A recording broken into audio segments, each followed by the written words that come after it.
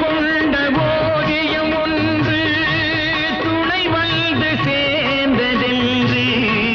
மனம் கொண்ட இன்பம் எல்லாம்